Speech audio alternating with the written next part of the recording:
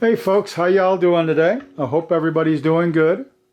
What we're going to be doing today is finishing up on our battery pack that we're making. We started off, if you remember right, I'll put a link down below. You'll be able to see it down below. And we'll go ahead and we put together prismatics. We went ahead and charged them, then top balanced them, and then we put them together as a pack and compressed them. And then we went ahead and I wanted to make a battery pack that resembles what a real battery would look like. So what we did here was, on the top here, we drilled two 1.25 inch holes, and then we tapped in and made the holes for the other. We'll have all the parts listed down below. And then we screwed these in and attached them very tightly, and they're waterproof. And it's not bad, even though we have a vent here. That's just in case. And then, of course, we have a little simple voltmeter here just to tell us what we got left and everything else on here, on the battery. And let's go ahead and open it up. Let me stand up here for this.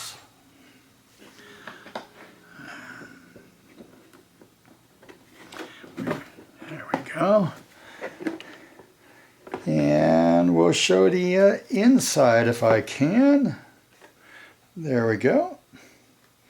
As you can see, we went ahead and took the packing from the thing. It will fit just perfect inside of here.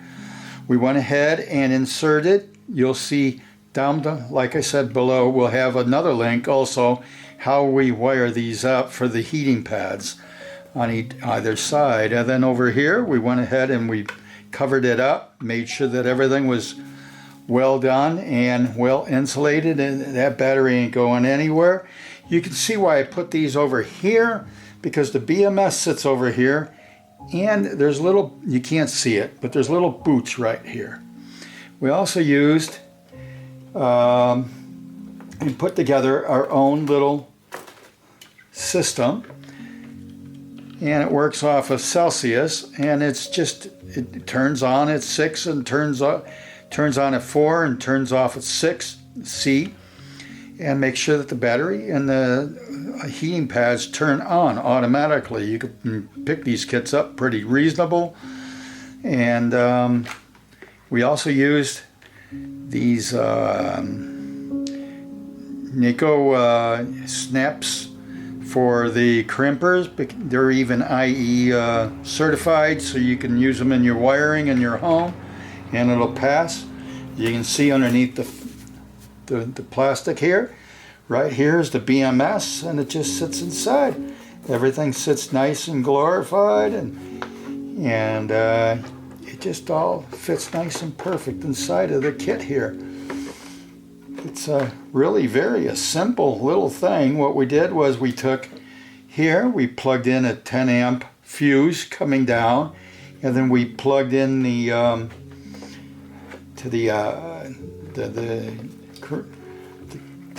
clips, the two heating pads, and the thermostat here. This way, it's all protected. Nothing should pull more than 10 amps. And if it does, it'll blow the fuse. So then you can just replace the fuse. Nothing else is damaged at all. Plus you have also the currents and stuff and everything. With that in mind, this is just a very simple thing here. What we're going to do is we're going to show you how it works. You just sit here, and this is the negative. We'll plug up the negative. We'll plug up an inverter here.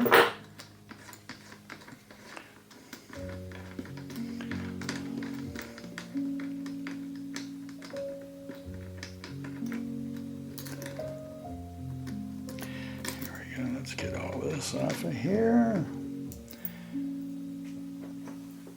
Plug the negative inverter in.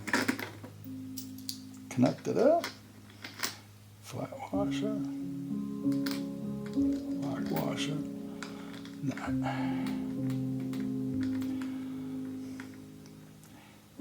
Now, at least this looks like a regular battery. It's well protected, well heated.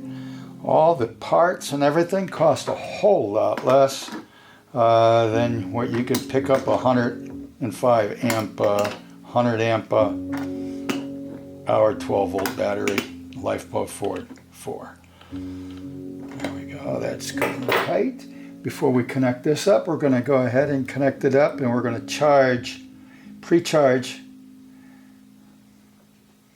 the inverter so we don't get any big sparks when we connect it up. There we go. Probably take these off and then we'll do that.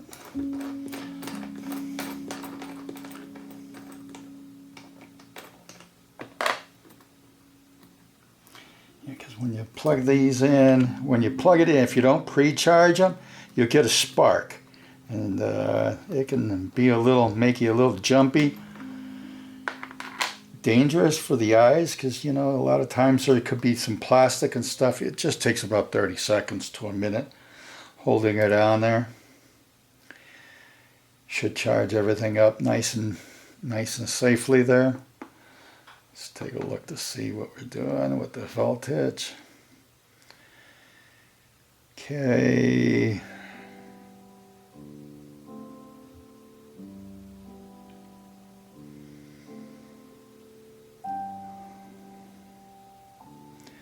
This way we should be able to now connect this up, not get a big spark.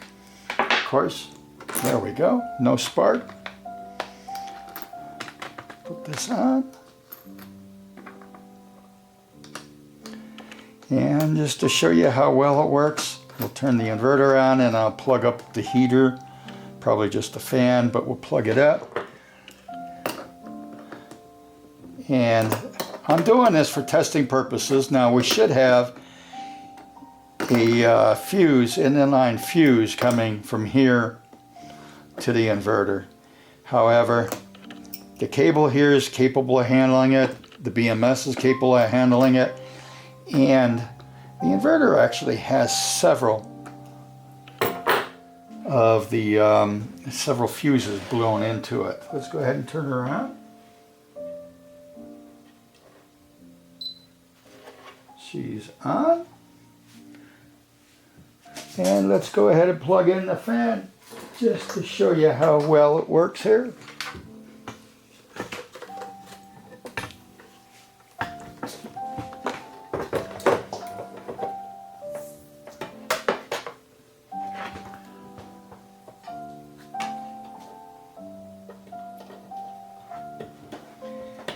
And this is going to be used for our project. Hear the fans blowing just nicely.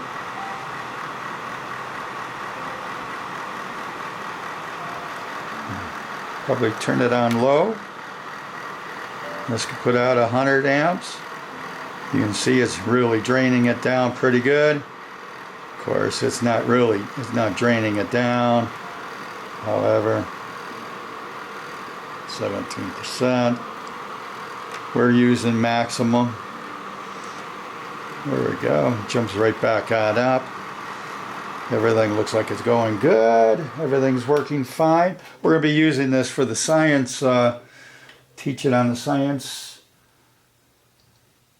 for the kids, how to build their own mini generators and stuff and everything. And I'll build a wall that has the inverter and other things and show them how to wire it up. Anyway, this thing works dandy, and it's a sure go-getter to get everything going good. We sure appreciate your time. We'll have everything listed down below. We appreciate all the assistance in helping us get some of these parts and stuff and everything by your friendly donations. It's really appreciated. Thank you. You guys have a great day. Bye-bye.